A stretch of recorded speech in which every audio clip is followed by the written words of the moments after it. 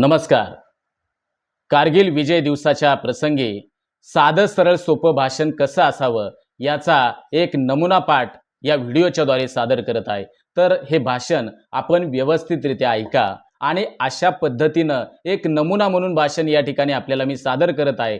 तुम्ही तुमच्या कल्पनेनं, तुम्ही तुमच्या माहितीनुसार याही पेक्षा अधिक चांगल्या पद्धतीनं कारगिल विजय दिवसाच्या निमित्तानं भाषण उत्कृष्ट करू शकता. चला तर पाहूया. आज आपण कारगिल विजय दिवस मोठ्या उत्साहात साजरा करत आहोत. हा दिवस आपल्या देशाच्या शौर्याचं आणि बलिदानाचं प्रतीक असलेला आजचा दिवस आहे. कारगिल युद्धात आपल्या वीर जवानांनी देशांच्या सीमांचं रक्षण करण्यासाठी आपले प्राण सर्वस्व पणाला लावले आणि त्यांच्या बलिदानाला आपण कदापिही विसरून चालणार नाही.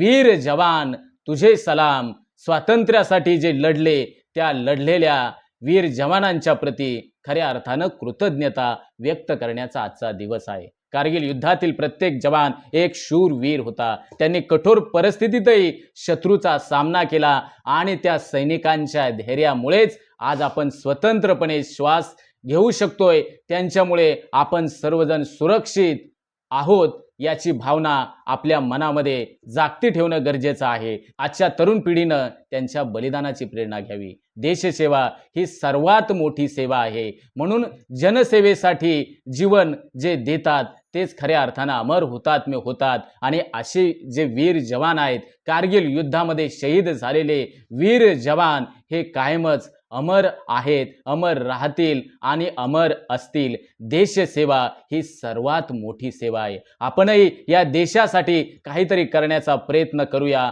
आपल्या देशाच्या उन्नतीसाठी आपण सर्वांनी एकत्र येऊया. स्वराज्यासाठी तळपणाऱ्या समशेरींनी, स्वातंत्र्यासाठी पेटलेल्या यज्ञकुंडात आपल्या प्राणाची आहुती देणाऱ्या महामानवांनी, काळ्या मातीशी झुंज खेळणाऱ्या किसानांच्या पोलादी मनगटांनी आणि कारगिलच्या पांढऱ्या शुभ्र बर्फाळ टेकड्यांवर शत्रूला रक्ताचा अभिषेक घालणाऱ्या जवानांनी, समृद्ध अशा इतिहासातून आपण स्फूर्ती घेऊन आपण सारे भारतीय ही भूमी सुजलाम सुफलाम करण्यासाठी या निमित्तानं प्रयत्न करूया.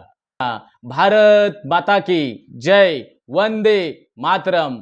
जय हिंद. अशा रीतीनं कारगिल विजय दिवसाच्या निमित्तानं आपण भाषण उत्कृष्ट पद्धतीनं सादर करू शकतो.